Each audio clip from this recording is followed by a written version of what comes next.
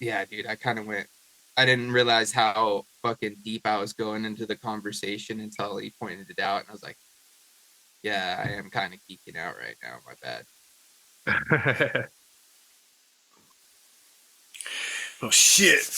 I think it's time we dive into this podcast. So, Let's get it. ladies and gentlemen, boys and girls, children of all ages, it's time for the Shedtime podcast.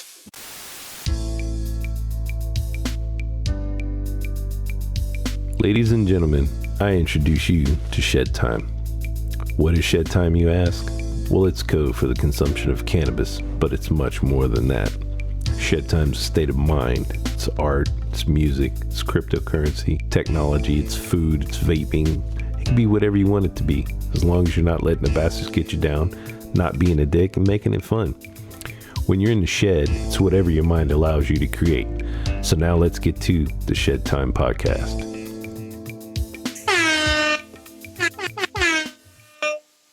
Yes, and welcome back, ladies and gentlemen, to another episode of the Shedtime podcast. I didn't even have to hit the air horn. That was glorious. That was an accidental one because I meant to hit this. It's more for the Well, it is morphin' time. I am ready to morph back into my feral self and get stoned again. Just keep getting stoned and keep getting stoned because it's been a few weeks of a year, years of a week, something lately. Like, in my line of work, all the towns are getting their budgets approved, and they know what they're going to have to spend come July 1. So now, like, guys in my field, we're working hella hard right now to prep everybody and get everything good so that way we can start building a ton of cars. And yeah, it's good to just be chilling.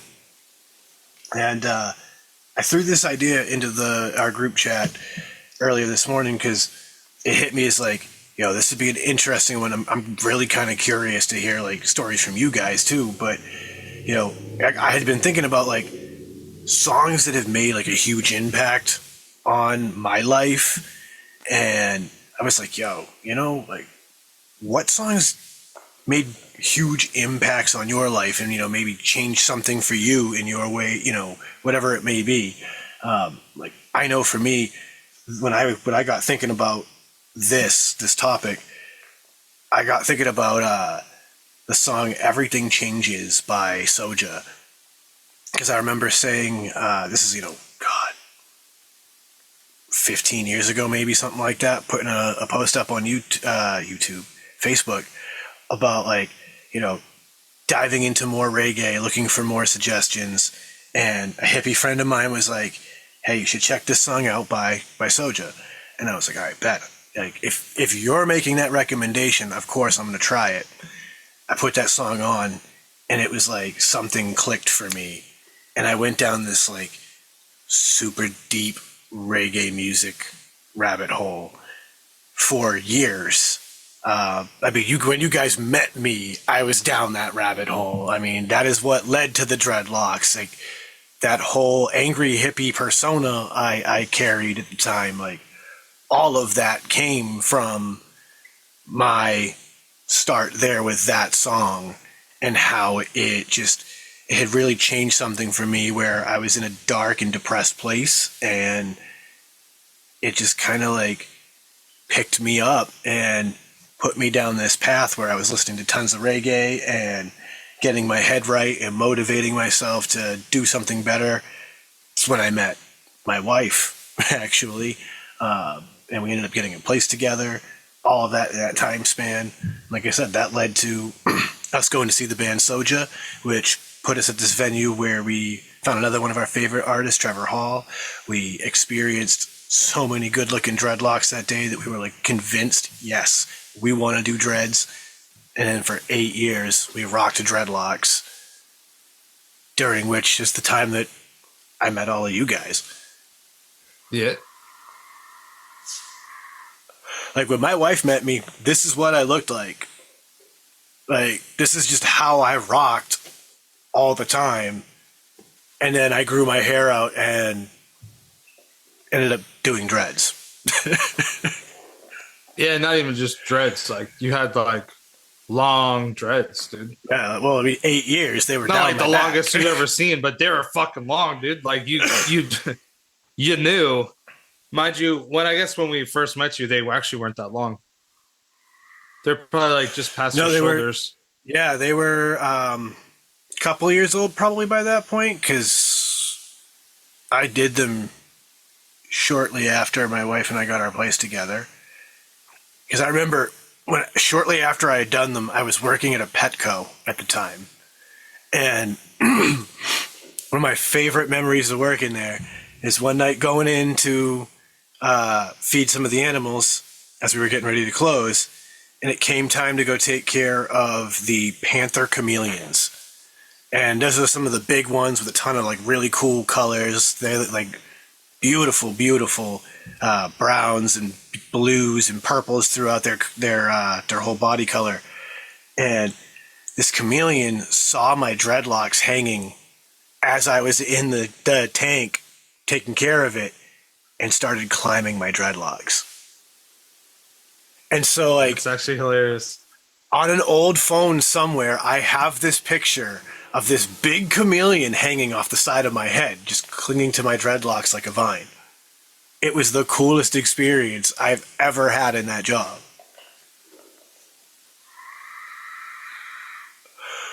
Of course, Well, would have never happened if it weren't for if you never that. heard this song.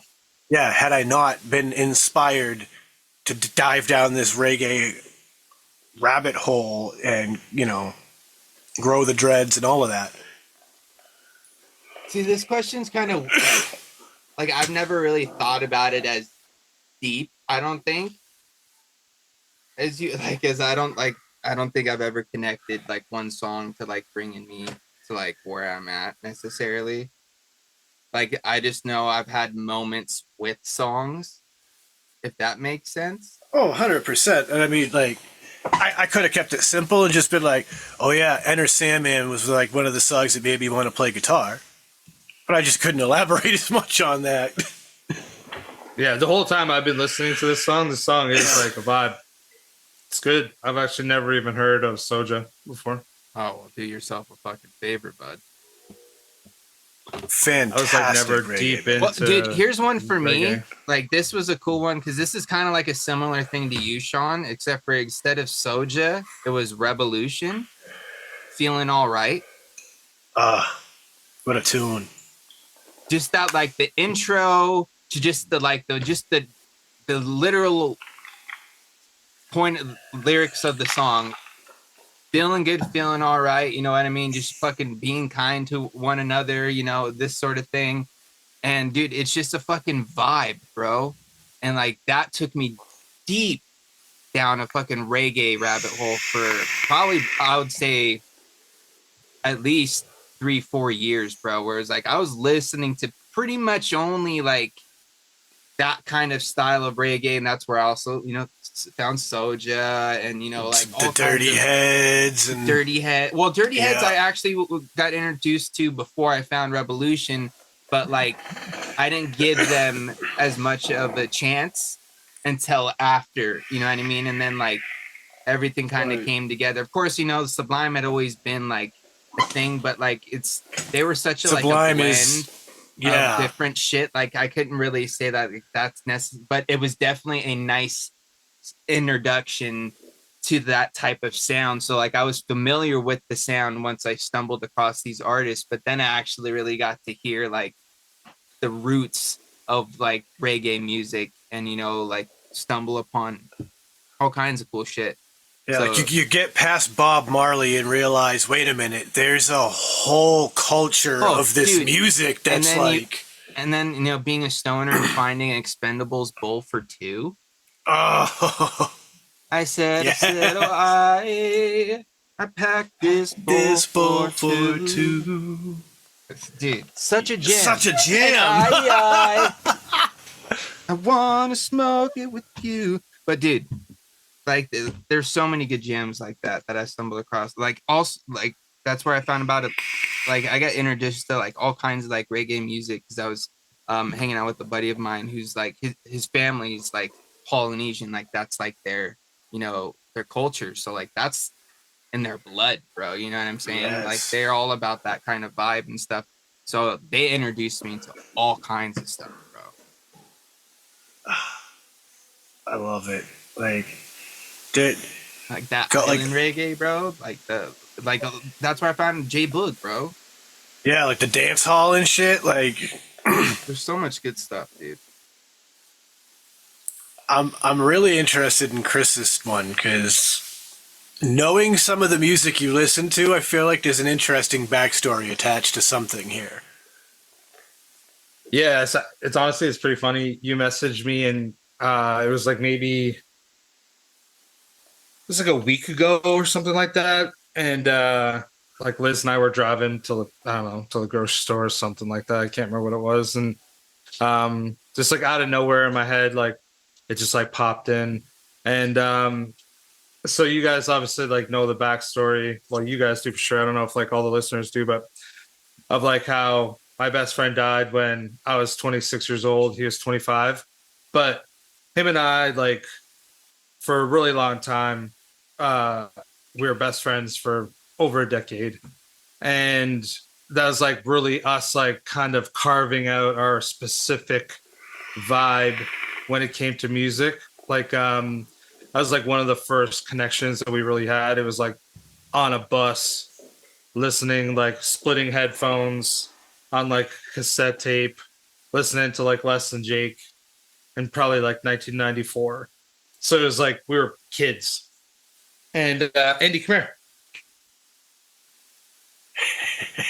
Dog, dude. He's doing the same thing, just tripping out. I can see him. I'm just like, yeah, and so him and I obviously had like a very big connection when it comes to all that stuff. So there's lots of times that I'll hear music and I'll think of him, or I'll think of him, and then music comes to mind lots of times.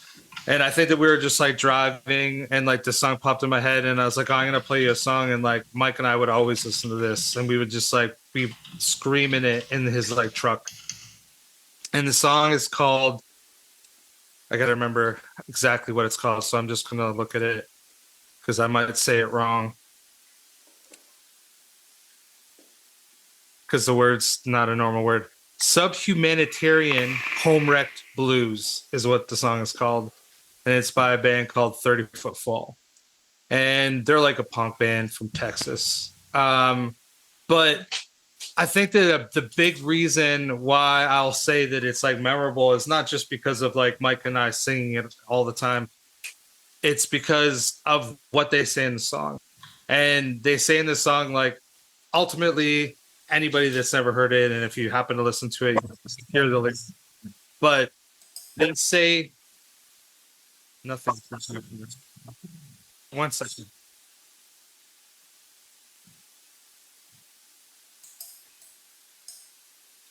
All right, sorry, I'm back. In the song, they basically are just talking about how, like, as long as you and me are here, we can change a little part of our world. And if we can't make it better, it'll make it worse. And like that's how I probably lived my life for a really long time. Just because I always felt like whenever like Mike and I were together, we were causing good. Sometimes we were causing trouble. Don't get me wrong. But like we were like the people that would like hold the doors open for people. If we like saw somebody getting fucking like stomped in the pit, we'd fucking grab them. You know, like that's just how like Mike and I both were. Like we were both just like friendly, nice people that would do whatever we could to help people out. So that song just makes me think about like obviously Mike, that time of my life, going to shows, and just the positive lyrics that I think that a lot of people always were like, oh, you know, punk rock's always like, you gotta be breaking shit and whatever. And it's like, dude, if you listen to the song, it's pretty hard. It's not like soft, it's not emo or nothing like that, but you can still have a good fucking message. And I just always, every time I hear it, I feel good, regardless. And like I'm sure I've mentioned to you guys before, like I still think of Mike every single day. Like this September will be 20 years since he died, and I still think about him every day. And I think that the biggest difference now is that right now I'm talking about them, I don't feel sad. I'm actually happy that I get to talk about them. Yeah. But for a really long time, I would probably have been tearing up right now just talking about it. But Well, yeah, yeah, that's the song that I thought of. it's like a process, bro. You know what I mean? When it gets like being able to make that transition from sadness to happiness. But when you get to that point, bro, like that's when you know you're in a good place with that, that situation. Yeah, you're through it to the degree that Yeah, it's like okay now.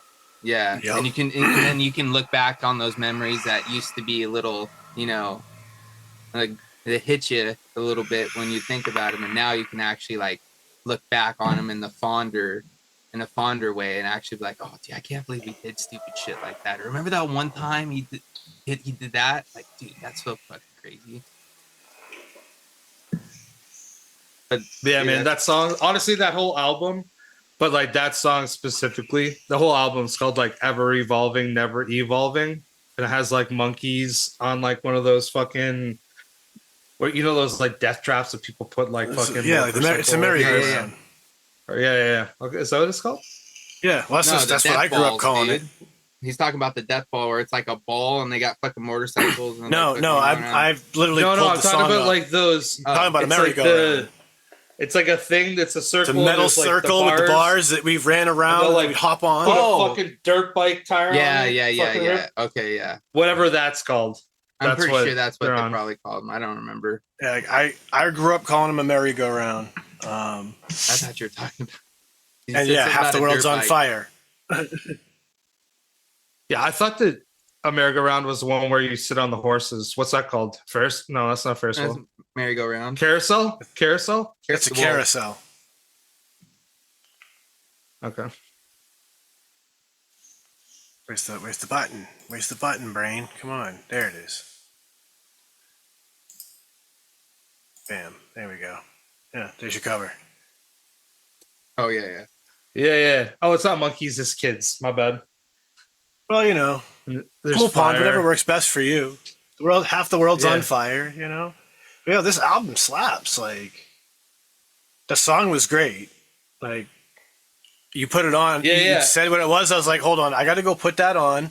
Like, you listen to the song I mentioned. Like, I'm going to go put on the one that you mentioned because I'm not familiar. Too. Yeah. And, yeah, man, like, this album's really good. Like, Oh, dude, honestly, it's like really good. Like, there's a couple of songs. I put that song, by the way.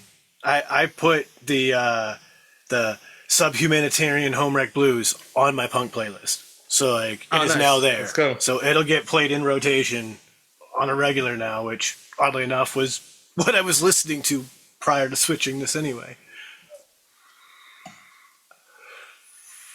Yeah, I dig this. And like I love that like we all kind of at least knew a little bit of each other's music, right? Like I definitely knew James's song because that was part of my kick as well.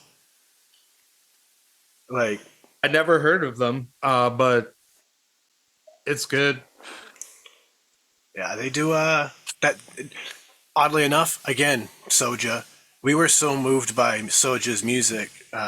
That's where I proposed to Lizzie as well, was at a Soja concert. Oh, nice.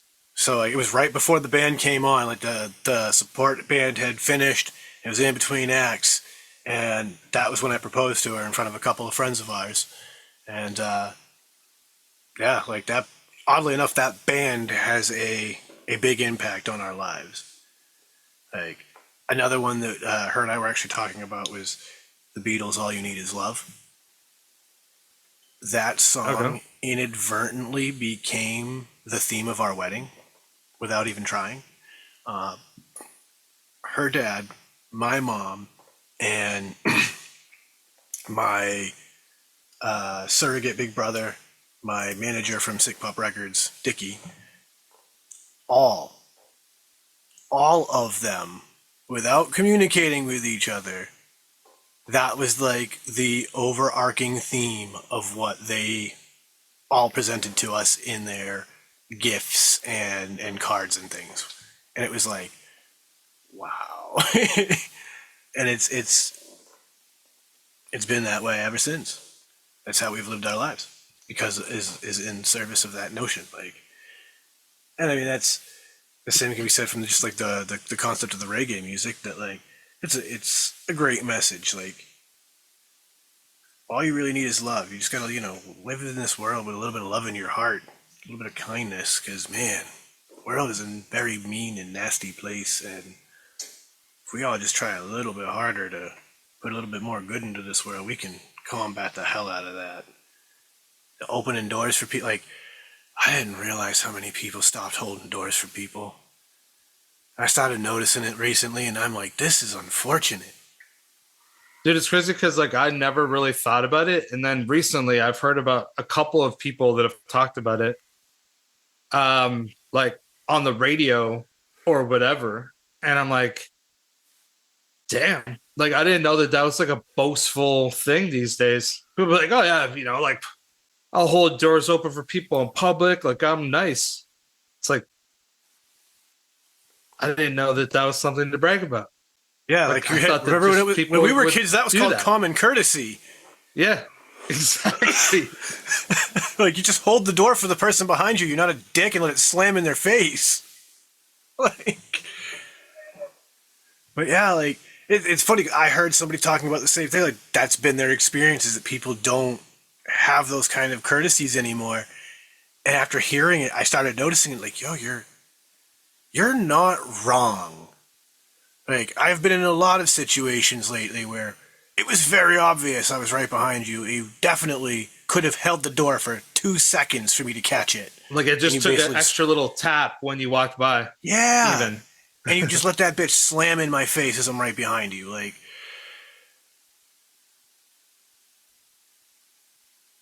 times are tough, bro. Like, times are fucking tough. We all gotta just have a little bit more love in our hearts, man. Like, fuck, dude. I was thinking about, like, I was watching this dude drive recklessly the other day as I was going into work. And I'm like, motherfucker, like, leave 15 minutes earlier. Because, like, how are you gonna feel when some asshole like you, driving the way you're driving, for the reasons you're driving the way you're driving, kills your kid or your loved one? Like, yeah, damages your car, even whatever. Like, it doesn't have to be like the exact worst case scenario, but like yeah, like, just for what? Just chill. Have a little compassion for your fellow man. Oh man, there's a lot of times that like I wish I could just go back to like the 90s even. Like, I know that I'm sounding really old and I'm like that fucking old man yells at clouds or whatever, but like, I do wish that things were simpler. I actually don't love the fact that like I can get lost on my phone, because it happens all the time. I don't like that it happens. And like, sometimes I'll get really annoyed with myself and I'll purposely leave my phone, and I'll like, honestly, like almost be like anxious. And I just have to do that every once in a while. Otherwise, like, I'll just get lost on my phone, and it annoys me if like I'm not doing other things because I'm looking at my phone. I get like really upset with myself. But like back then, dude, what was I looking at? Fucking Trans World Snowboarding. Do you know what I'm saying? Like, fucking looking at Auto Trader magazines that I bought for $1.25 at the convenience store. Like, shit was way simpler. I had to like call my friends. Just so many of my friends, I haven't heard their voice in a couple of years now because I haven't been back in Toronto and saw them or whatever. So I'll just text them here and there. It's like, yeah, I know that they're alive, but like, I don't get to hear how they are. Yeah. Kind of miss those days. There are times that it's nice, but I totally agree, because like, there are a lot of times that I go through this stage in my head where I'm like, I just want to sell every worldly possession except for the bare minimum, and then go move into a cabin in the middle of the woods in the middle of nowhere and turn into a hermit and never be seen again. Like, I want to go like that hardcore, like back to the Stone Age. I don't think I've ever thought about that extreme. Like, but yeah, I I get like, I want to become a primitive man, like completely 100% off the grid. And then I go, I don't want to go that crazy. That's Timothy McVeigh level crazy. I don't need to go that crazy, you know? Like, but I get where you're coming from. Like, there are a lot of times I yearn for a simpler life again. And not just in the nostalgic sense of, you know, being young with less responsibilities and less cares, but like you're saying, the not being reachable 24 hours a day. Like the fact that Yeah, and it was when cool. you It left was your okay. house, yeah, like when you left your house, nobody could talk to you unless they ran into you in public. They had to wait and leave a message on an answering machine if it was really important, and maybe you'd call back when you had time. Like, It is Yeah. kind of crazy though, bro. How hard of a switch it. Well, it took time, obviously, but like just like the clear difference from like the '90s, like the early '90s to like now. How like back in the day, every single house had a home, you know, landline. You know what I mean? You had your fucking phone book next to the phone with everybody's fucking phone number in it that you needed to get a hold of. You know what I plus mean? the yellow pages. If not, you fucking memorize their phone number. You know what I'm saying? And yeah, like you Or said, you had like, the program number. Remember, you could have like 10 pre-programs on some of those Yo, phones. oh, when you were, dude, yeah, It'd be when you like, were you a know, fancy Be family. like grandma. Oh, okay, sorry. I was middle class. My bad. We had that. Be like Nana. It would say like Nana on it. It'd say grandma. It'd say No, like, dude. you know, whoever. We just had a fucking phone with a phone book next to it. Not like even the yellow pages too, or what they were here, like a standard phone book, but also like my mom's like address phone book. Oh yeah, Like we had one the of those family too that one. had all the family and close friends. Family, friends, you know, whoever we needed to fucking get a hold of. Yep, yep. And then, like I said, you always had your local yellow pages for with like the little white pages in it. So you had all your local numbers for whoever was listed, and then yellow. For some of you listening, if you're that young, the yellow pages was a gigantic fucking phone book with ads for your local area and every business that wanted to list their phone number. You wanted It to was order basically pizza. like Google for businesses, but Yeah, you had to do it all manually. You wanted to order a pizza in town, you had to open the book, flip to P for pizza, and there was every fucking pizza shop in like a 20-mile radius on like four Like pages. literally, if you've ever heard of like an ABC plumbing, they did that shit for the phone book. So they'd be like the first plumbing fucking company, or it'd be like Yes. AAA fucking mechanics, because they would be the first one under fucking mechanic. Like that shit was the reason for it. Why do you think AAA is called AAA, bro? It, it's also a big reason why so many companies have jingles that were their phone number. Like, Oh yeah.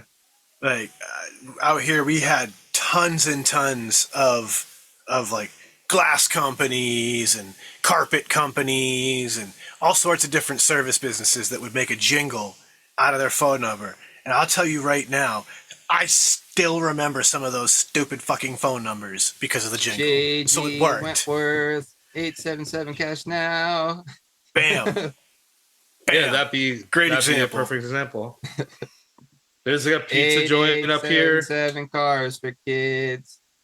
Is that what it Oh, is? dude, yeah. Yep. KARS Cars cars for kids. kids. Yo, do you That's hilarious that like that's up here too. do you know it's a conspiracy about? It's not really a conspiracy. It's a controversy more than anything about Cars for Kids was. What's that? So the fucking people who originally ran Cars for Kids were taking it and they were funneling all of these vehicles to like the Middle East. And so the way that it all got found out was this business traded in a pickup truck of theirs to Cars for Kids, and they got their tax write-off and whatever for it.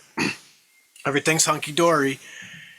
And then one day they're watching the news, and here's like ISIS militants riding in the back of his old pickup truck. The goddamn business telephone number and logo was still on the door. That's how he knew it was his. Like, they didn't remove anything. They just shipped them overseas, and they wound up in the Middle East, and fucking, like, the Taliban or whatever were buying them and supplying them to rebel soldiers. So, yeah, there's a huge fucking controversy about those people over that shit. It's pretty reasonably big. Like, I don't know how it all shook out, if the money that they were getting out of that was helping children or whatever, but, yeah, the cars wound up overseas and in the hands of some not so wonderful people. I mean, that's like funny, but also kind of sad. But yeah, dude, honestly, I had no idea that was like a North American whatever charity. Yeah, I guess they were a charity organization. Yeah, no, dude, they're still around. I still hear the radio ads on the Toronto radio stations. Yeah. If I remember correctly, that I can think of that. There's a pizza company. They basically had this like British guy, and it was 7363636, and the guy would always say that he would like basically be getting caught up in like these weird scenarios, and he'd be telling people, and they'd always think that he was saying 7 free sex, because he had like a British accent, and like that was their whole campaign, and so that's how people would remember the number. It's called Pizzaville. Hey, you guys, have you ever heard of sit and sleep mattresses? No. There's this guy named Larry. He's like, we guarantee you the best price, or your mattress is free. And that's how he ended every fucking commercial, bro. Still to this day, I think he does it. Now his son's like doing commercials with him. But dude, I just think of that too. Like, that's one of those ones that just stands out and I'll never forget. I love those. Like, I used to work for Quirk Motor Company, and his biggest competitor was Ernie Bach. Ernie Bach, back in the day, now owned by, originally owned by Ernie Bach, then Ernie Bach Jr., since sold out. But his dad, very similar kind of a salesman. All of his commercials were like, "I'm Ernie Bach, come on down." Honestly, I think it's the best when the actual like business owner is the guy in the commercial, like especially for like the small business, bro, because you could tell like they're not supposed to be up there doing it, but like they still give it their best, bro, and it's hilarious, dude. Dude, I love all those. There's like there's two people that I can remember from like being a kid. One of them was this guy named Mel Assman, who owned this like furniture kind of company that was called Bad Boy Furniture. And no. Yeah, it's called Bad Boy Furniture. And like it was like a place you could go, and if you were like kind of not going to the main stores, you're going to this place because it had like lower price stuff, but it wasn't like as quality furniture. Yeah, but it was still like it didn't seem as shitty. I don't know. Anyways, doesn't really matter. You weren't getting a lazy boy, you were getting a ZZ boy. Yeah, basically, yes. And he would always run advertisements and stuff on like local TV, whatever. The dude ended up becoming like the mayor of Toronto. Toronto was like had some pretty questionable mayors. Obviously, Rob Ford, rest in peace. He literally got caught smoking crack while he was in office. But hey, man, Mel Assman. We've had a president that got caught doing worse, bro. I mean, that's true. I mean, to be fair to Rob Ford, shout out the bill. Multiple. I'm sure that the same things happen here too. Like, don't get me wrong, but yeah, hey, man, he balanced the budget. Dude, so this guy, it was like Bad Boy, whatever. I never bought anything from there. I went there a few times because like they would have deals all the time, but his tag was always in his own commercials. He said, "Nobody can beat Bad Boy pricing. Nobody!" And he like going like that, and like as he aged, then his like son was like be in the commercials with him, and like both of them would be like screaming "Nobody" at the end. Dude, And it was that's fucking exactly hilarious. what's going on with the mattress guy here, dude. His son is now older and in the commercials, and he's yelling, "Or your mattress is free." Yeah, and like the son, I would guess now would probably be in his 60s, but I have not seen a commercial in a while. I remember seeing the commercials when his son was probably in his like late 30s. And then there was this other guy, his name's Russell Oliver, and I don't even remember what he's a jewelry guy. So he'll buy or use jewelry. And the dude has had like, I don't remember what his like catch line is, but he's done also like, dude, he would do like themed fucking commercials where he's like a super like fucking Superman or like we got car dealerships. all sorts of, we got car dealerships that do shit like that out here, bro, and it's pretty fucking hilarious, dude. yeah, and like they do all like of Christmas these commercials were low like, budget. Oh yeah, it's literally looks like it's a guy with a camcorder, like back in the day almost. Yeah, because dude, there's ones here where they do like Christmas ones, so they're like dressed up as like Santa and like elves and like that sort of shit. And like you could tell these people have never acted a day in their life, and it's dude, they're hilarious. I love it. Honestly, like I live for the goofy, low budget fucking advertising of businesses like that. One of our puppies has been in one of those a few of those commercials, as a matter of fact, because the owner of the dealership bought one of our puppies. Ha! It's sick. Got a TV star, sort of. Oh, he was the cash man. That's right. I'm the cash man. Dude, he had one where there was a commercial where instead of you know, like that skibidi, you know that song? Yeah. The Scat Man? Scat Man. He did a version of that, but it was the Cash Man, bro. And he's like, I'm the Cash Man. And she's like, amazing. Anyway, sorry. It just popped in my brain. No, it sounds like gold, bro. I love it. No, dude, it's cold. I remember we had a giant glass company out here, had their jingles like, "Who you gonna call when your windshield's busted? Call Giant Glass." And like it's almost like safe light repair, safe light replace. Yo, funny story. I work in the automotive industry. We do not use Safe Light. We actually use their biggest competitor. And the backstory of their competitor is amazing. It's a spite company, which I think is incredible. One of the guys from Shark Tank needed his windshield replaced, called Safelight. The guys took forever to get there, fucked up the windshield. It was a horrible experience for him. This guy said, I'm going to make sure I put Safelight out of business. He found out who the biggest competitor to Safelight was, bought them, and then got behind them to start an aggressive growth campaign to be the biggest competitor nationwide against Safelight. They offer a better product, a better service, and a better price. So shout out to Autoglass Now. I simply love the fact that it's a spite company. Like, if somebody was like, "Oh, you've done pissed off the wrong guy. I'm going to build a business plan to take down your entire business." I love it. And they do good work. They really do. Like, they're living up to it. Like, these people can reprogram your cameras that are on your windshields on site, whereas Safelight can't. You need to go to a Safelight location to get that work done. I just put a link. This is just one. This is like a real lower budget one. But it's just, oh my god. And dude, that commercial is not even 10 years old, I don't think. I love him.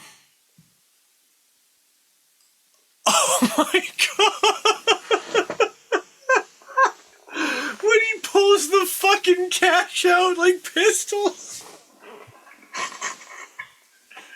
I had to pause it. Oh my god. That is pure gold. Oh, I love it. Yeah, dude. He's a cash man. Oh, This is probably the highest budget one I've ever seen from this guy. dear Canada, please protect this man. He is a national treasure.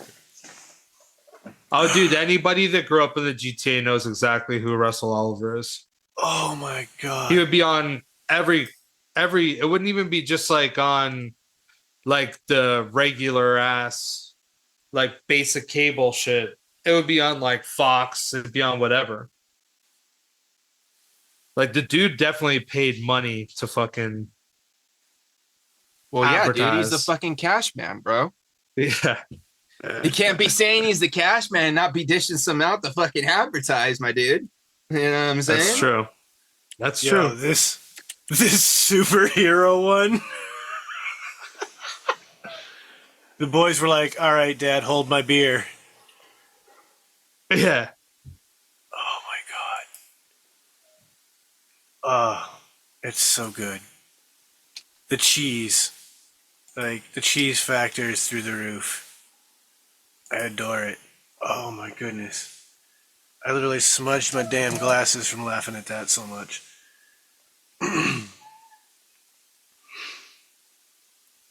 Oh, Dude, you know what's so funny? Before somebody mentioned fucking Bill Clinton. Oh, Dude, check out this fucking commercial. is he oh no, Bill? does he spoof Bill? Cashman, you're my hero. No, Cashman does not. This is the other person that I was talking about. Oh, bad boy. Bad Yeah, boy so that's- furniture. Yeah, that's the son.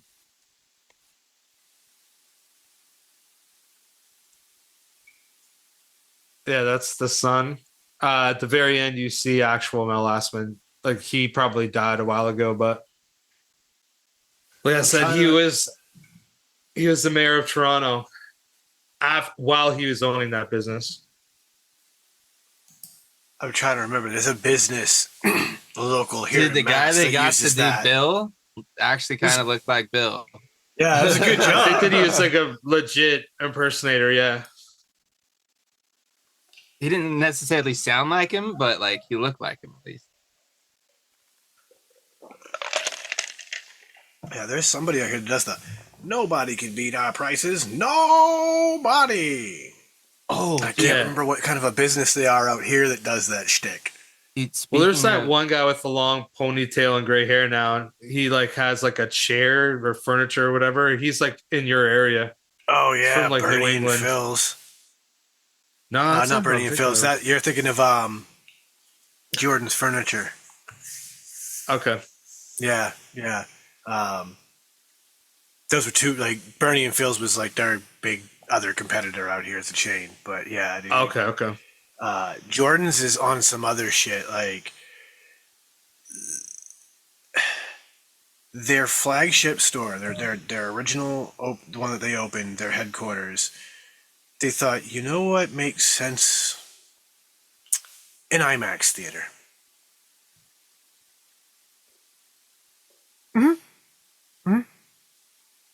Okay.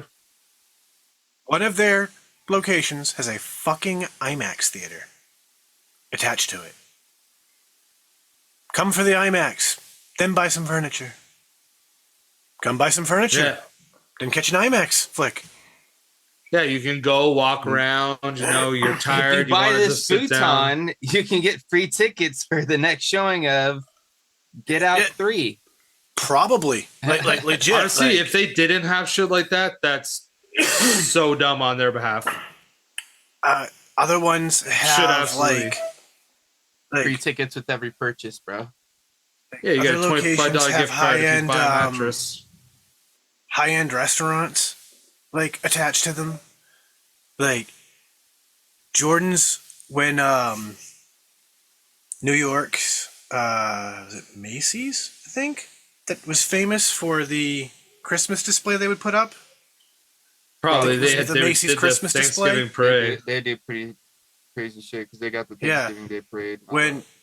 When all that went under, Jordan's fucking bought it. And now they put it on display in their store. Wow. Like, they do some wild shit. They're not like a Maybe they normal... bought like Sears shit. I feel like Macy's is still around.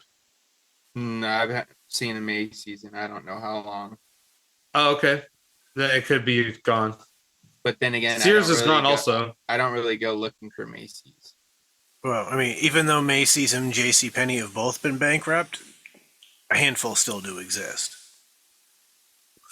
Yeah, dude. It's like recently I was talking to somebody, or no, I was listening on the radio, and they're saying that like fucking Quiznos is like done. Basically. They're coming back. But there's one in Charlottetown, and it's been here forever, dude. It's like the closest city to me. It's the only one I've seen in fucking ever. Dude, I thought Quiznos was completely gone, bro, because ours fucking closed down like fucking years back, and I have never seen another Quiznos anywhere since. 100%, you're right. They all but pretty much vanished. They're now under, again, I wonder if that was like ownership. did they do franchises? Oh, yeah. A lot of them. And that was part of their problem. Yeah, probably like a franchise at you, Chris. So yeah, basically, Quiznos is undergoing a significant brand rebirth under Rego Restaurant Group. There we go. Focusing on modernizing its footprint with smaller drive-through focused cube locations, updating menus, and improving franchisee profitability. Following a 2014 bankruptcy, the chain is revitalizing its image with fresh industrial designs, premium ingredient innovations, and an emphasis on digital ordering. But yeah, dude, this is a trip because there's literally been one here for the whole time. I remember coming and, dude, it probably been 5 years since I saw one in Toronto, easily. And my dad's like, "Oh yeah, it's like we should go get a Quiznos sub. They're real good. Do you ever had one?" I'm like, "Dad, those were gone a long time ago. They were in Toronto everywhere, and now they're gone everywhere." It's like, "No, there's one in town."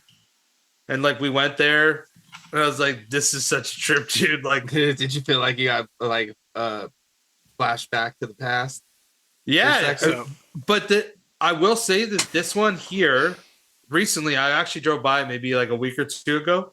It looks like really up to date. I haven't been inside, but like the sign and everything, like it just tripped me out, dude. They do it's the same Quiznos. Like they heat up the sub. Liz loves subs, so she went there not that long ago. She's like, no, it's like the same. So I had to look it up. Quiznos reached its peak around 2007 with nearly 5,000 locations, making it one of the fastest growing sandwich chains.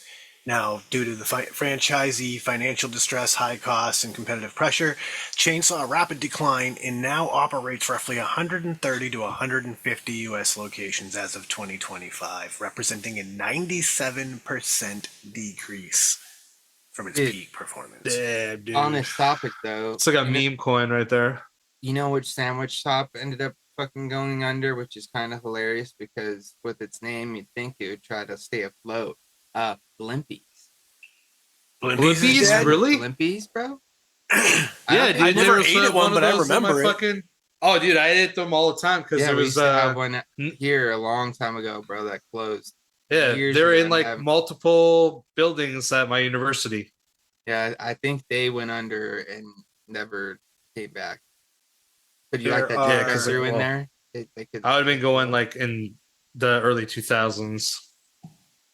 Number of Blimpie restaurants in the United States in 2025. There's 95 locations in 24 states and territories in 79 cities. Yeah, 20 in New Jersey, 15 in Georgia, 7 in Michigan. California only has 3. You have 3 left in your entire state. That's nuts, dude. Yeah, I thought they were completely gone, dude. Yeah, 20 in New Jersey, 15 in Georgia, 7 in Michigan, 7 in Idaho, 6 in Texas, 6 in New York, 3 in Utah, 3 in South Carolina, 3 in Iowa, and 3 in California. That's it. Well, with that, go. Did you look to see how many Quiznos were still in existence? Yeah, he said there was like Yeah. 150-ish. Okay, Between so 120 and 150 as of end of 2025. okay, so it's And pretty this much around is the same. as of end of 25. So yeah, Yeah, it's Blimpies around ain't the doing same. any better. Yeah. Then I see they're not. There's no word about them making a resurgence either. So Yeah, I mean, there's that. a lot of these old chains, like they may still be a I'm not few. gonna lie. I could go for a sub. Dude, honestly, like Liz was telling me that soon Charlottetown's getting a Firehouse subs. I'm looking forward to that. They're good. It's been a while since I had I don't one. know if I've had Firehouse. They have like they have like good and there's a lot of variety and it's like it's like for me, right? I hate Subway. I think Subway is like the most trash that you can possibly get. Sorry to Fact. anybody who likes it. Firehouse Subs is like if Subway on quality and variety and like tastiness is like for me, it's like a 2.5. I would say Firehouse Subs is like an 8.5. It's so much fresher. There's so much like more quality product. The variety of the sandwiches they have are so much better. Just everything about it's like 3.5 to 4 times better. Like it's just What's the price looking like? it's not it's probably cheaper than fucking Subway, dude. Like the last time I went there, I probably would have spent 10, That's the 12 one bucks. thing about like sandwiches, bro, that I don't think people realize is like fucking like lunch meat and like that sort of thing, or like cold cuts. Yeah, shit ain't cheap. That shit ain't cheap. So like sandwiches, like especially like nowadays, bro, dude. Like I think I went to Subway. I don't know, probably 6 months ago, just because like I wanted something different for lunch and it was close. And dude, it was like $18 for like a foot long, dude. Yeah, it's crazy. I'm like, what the fuck? What happened to the It's $5 foot overpriced. long? Dude, it's like the Long $5 gone. 6-inch. That's what it is now, probably. Not Yeah. even. They're probably like $7 or $8. Well, now they have up here. It's like be probably $9. It'd probably be like $7 US.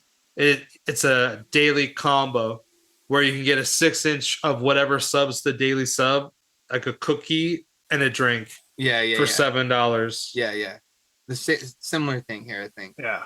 But like if you Firehouse- didn't get the deal, the sandwich is almost about as much as the Yeah, deal. it's probably the same. Yeah. Yeah, Firehouse $6 to $7 for small subs, $14 to $17 for large. Medium subs tend to land around 10 to 11. Oh well, okay, Dude, like, and a large is huge though. A small sub is a 4-inch, a medium is a 7 to 8-inch, and a large is roughly a 12-inch. Oh, Yeah. really? I thought they're like a 14 or something. Anyways, because I'll take down a whole foot long sometimes if I'm hungry. so then maybe it's right around the same price as Subway, but it's way Honestly, better. Did you guys So know? like the hook and It's- ladder is $10.50 for a medium, which is a turkey and ham with whatever fixins. See, that ain't bad. I still think that's probably like, if that's quality meat. And if it's a better, because honestly, the thing that I don't like about Subway, like the cold cuts or whatever, because I only get one sandwich if I'm going to like a sub shop. I want an Italian, bro. I want an Italian sub. That's what I want. So like on that side, like I will admit, like it's not like the best like salami, pepperoni, whatever they're throwing on there. But if like, dude, if I can get like a solid like legit Italian sub from like a Firehouse, because like I'm not a big fan of what I've gotten from Jersey Mike's. Not a huge fan of what's the other one? Jimmy John's? Jimmy John's is alright, but like I like to be able to like the one thing that I used to like about Subway is being able to put whatever I wanted on it in the amounts that I wanted. You know what I mean? Instead of them, just kind of throwing it together and be like, here, this is what it is, sort of thing. But dude, if it's a good solid quality and like the bread's nice, like good cheese, whatever kind of like sauce or whatever they're gonna put on it. Yeah, so like, Dude, I will found say, I'll actually, try it. go ahead, Sean. I found a website that's breaking down their entire menu, prices, everything. I'm not mad at this, right? Like, they got a Jamaican jerk turkey sub. If That's you get probably the large, interesting. that's $13.50. That ain't bad. That's reasonable That ain't bad. for a foot long sub What, with quality what's the ingredients. Italian, Sean? Give me what I There want. isn't one. Oh, I'm not going then. Sorry They to might break have that to something you. similar though. Yeah, well, so there's a hot Italian. Sorry, I just found it. Okay. I missed well, it. I found it. It's $13.50 for that large. Okay. I want to read more because now what I'm curious about is what are we using? So we're using Genoa salami, pepperoni, Virginia honey ham, melted provolone, lettuce, Yes. tomato, onion, mayo, deli mustard, zesty Italian dressing, and seasonings. And I'll do there's all that other except Roman. for the tomato and onion, bro, and I'm fucking with it. So like I would eat that, and I'm If like you could throw some pickles and maybe some olives on that bitch, bro, then I'm fucking.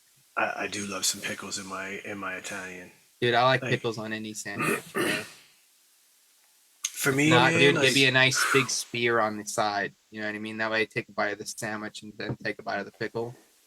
You guys ever do that? I mean, Oh, Chris if does. I don't fuck with pickles, but if I'm eating a place that gives a pickle, Dude, with there's it, something typically, about a yeah. good like kosher like dill pickle spear, bro, that I fuck with pretty heavy. I love a good spicy dill. Eh, I'm not like So good. against a spicy dill. I don't fuck with sweet whatsoever. But dude, I don't when fuck with the bread and butter. I will fuck with the sweet, but no when bread and butter for me. bread and butter, I'm kind of whatever on. I'm mainly just this whatever variation of dill you're gonna give me, whether it's just a kosher, just your standard dill. I like a kosher, bro, because it's got that snap to it. You know what I mean? Can you get Grillo's pickles out your way now? I think so.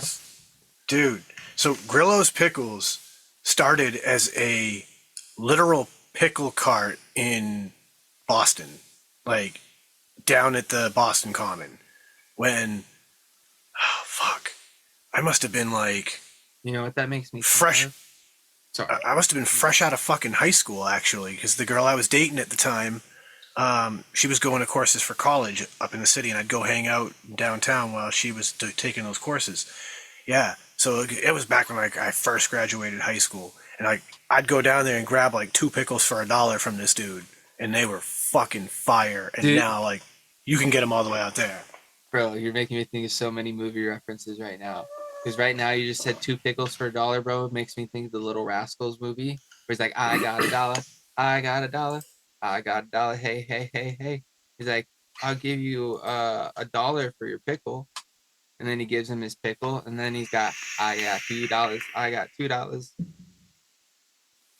Anyways, and then the other one is when you talk about the pickle cart. You guys ever see that movie with Seth Rogen where he plays like this dude that gets pickled and then somehow comes back like in the future because like he just survives through the pickling process and then revitalizes his pickle making thing with his great grandson who is also Seth Rogen? An American pickle. no, I've never even heard of this actually. Yeah. Yeah, it's a weird fucking movie, dude. The quick synopsis on Google says, preserved in pickle brine for 100 years, an Orthodox Jewish factory worker wakes up in New York City and tracks down his great-grandson. And yes, there is a still of Seth Rogen having a conversation with an old man version of Seth Rogen. Here we go. That is wild and slightly unnerving.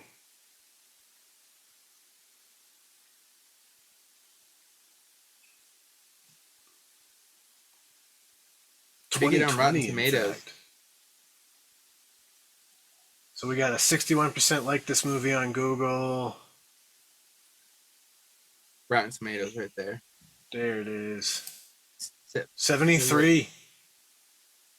You got a 73% on the tomato meter, 43% on the popcorn. Yeah, I honestly didn't finish it. It sounds like a weird flick. Yeah, Like, it's out there. is it meant to be comedy or is it Yeah, meant to yeah, be? it's definitely like a comedic type movie, but like it's just a weird story, bro. Like, I mean, that's one thing I will give Seth Rogen is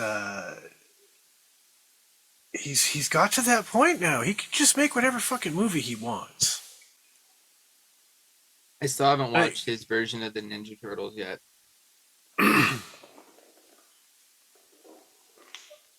Supposedly it's kind of good. I don't know. The animation style is just kind of weird for me. What's that? Sorry. Seth Rogen did a new animated Ninja Turtles movie recently. It's like Ninja Turtles something mayhem, mutant mayhem, or some shit. Oh, okay, okay. Or maybe it's a show. Either way, it is. I It's haven't. Ninja Turtles Mutant Mayhem. Yeah, I haven't watched it, but like I've seen clips and stuff. But the animation style kind of just throws me off. Like it's just I don't know. Yeah, And he's made some changes to like some things that like of course as a fan of the original like I'm not like in like love that with, is but no, that that's not is the a one. Or is it? No, it is. Sorry. yeah, like that is an uncomfortable looking version of the Ninja It does Turtles. Well, kind of it's look not even weird. just the turtles. It's just the way the other characters look is just kind of weird. Oof. Yeah, it's fucking my ears. It's obviously he was going for a certain like aesthetic with it. I just don't know if it's for me.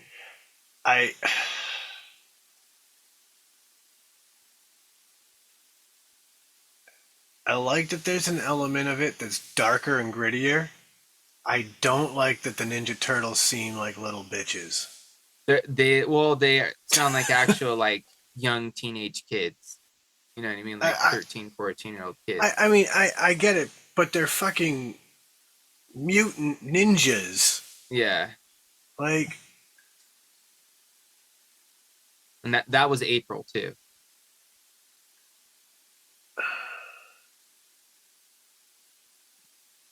That does not look like April. I mean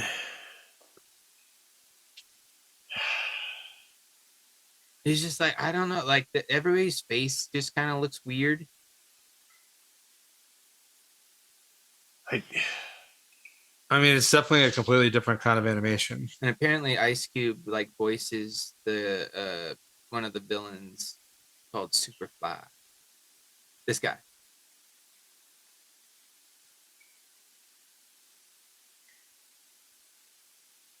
oh shit. I love Rocksteady and Bebop in this style though. I do like their stylized version. I don't know, maybe I should just give it a chance. I'm with you. Like, I'm a purist. I grew up on the original '90s cartoons and the original '90s movies. Dude, I'm just hoping that like all these rumors about a fucking Last Ronin movie is an actual thing. Because dude, that would be so fucking sick. Because that's like one of like the newer Ninja Turtles comics that they did recently, which is like in like this kind of like dystopian like point in like the Turtles' future where there's only one remaining, hence the name Last Ronin. And throughout the entire like run, you really don't know which one of them it is because it doesn't say. But he like has everybody's weapons, so he's got the bow staff, the katanas, the sais, the nunchucks. You know what I mean? He like wears like this like dark ninja outfit, and like well for like at least like the first few issues, you don't know who it is, and I think it like gets revealed like midway through. I can't remember. It's been a while since I've read it, but dude, it's like dark and gritty and like back to like kind of Yo. like the origins of the original comics Well, that were actually pretty kind of dark and like gory and like that sort of thing. the quick overview says it's a live action R-rated film adaptation of the comic. It's currently on hold, is what it's saying, or paused at Paramount rather than officially canceled, See, according to that's the creator fucked up Kevin thing, Eastman. bro. Paramount might never do anything like that. So here, understanding that Paramount's involved, here's my thinking. It's probably on hold until that whole Paramount Skydance merger thing works itself out. Because that being the gritty kind of thing it is, I wonder if they're like, we don't want any like anything that could be considered controversial to be released while they're trying to do that. I don't know if there's anything that's going to be controversial about that story. There's a lot of Karen ass moms who let their kids watch Ninja Turtles that are going to be very butthurt about an R-rated. They have the UFC on Paramount now, bro. But the UFC isn't branded Ninja Turtles, and there are a lot of parents who are going to think Nickelodeon's Ninja Turtles. This is going to be okay. But it's they're just R-rated. dumb They'll be like, people. oh, just put on Ninja Turtles. But you said it's R-rated, right? That's the parents' fault for letting their kids go see an R-rated movie. I 100% agree, but from a business perspective, I know people are stupid. People are going to do it and then bitch that they did it, and they're going to make it my fault. I don't need the negative controversy while I'm trying to seal this $1 billion deal that's already controversial. But Paramount's also known for getting a hold of projects just so nobody else can get a hold of them, and then you're not wrong doing anything with them. You are not wrong about that. Well, the original Ninja Turtle comics were all graphic as fuck. Yeah, dude, they're brutal. Like my brother actually had a bunch of them. Sorry, go ahead. Yeah, no, I was gonna say my brother had like, I think the original 5 first issues of it. He sold them for like, I don't know. I think it honestly like paid his tuition for like his last year of university, something like that. But yeah, I remember like looking at them with him once, and I mean, I was fucking like a little kid. I was probably like 9 when I was looking at them, and I remember thinking like, yo, this is crazy. Like they're murdering people. They're showing like it's like basically a graphic novel. Yeah. Style kind of shit. The crazy part back then too is like all black and white, and the only color in it was red. So all of them had red bandanas, and the only other red you'd see would be like the blood from them, like fucking slicing the Foot Clan up. Mm-hmm. It was pretty intense. But that's why crazy. When they did the cartoon, when they ended up doing the cartoon, they completely revamped the Turtles and made it to what it was because they didn't want to do the comic version and put it out. There was like kids. Nothing. Nobody was doing that shit at that time. You couldn't sell toys with that violent, graphically violent of a show, and they wanted to sell toys at the end of the day. Like, yeah, but honestly, we ate them up. I had a shitload of Turtles toys when I was a kid. Like, if you guys aren't against reading fucking comic books, I highly recommend you guys grabbing that fucking that series or like that fucking run, because dude, it's such a fucking sick storyline, bro. You're talking about the Last Ronin one? The Last Ronin, yeah. It's so dope. I have it. I have like all of it. Like, I don't know if I have it all in one if I got the combined issue book, or if I have each individual issue. I can't remember. Well, I'm gonna have to keep my eye out and see how that progresses, because I'm intrigued by this movie coming out now. I would fuck with it. So yeah, we'll have to keep an eye on that shit real quick. There's a new Ninja Turtles comic that's out that came out after The Last Ronin.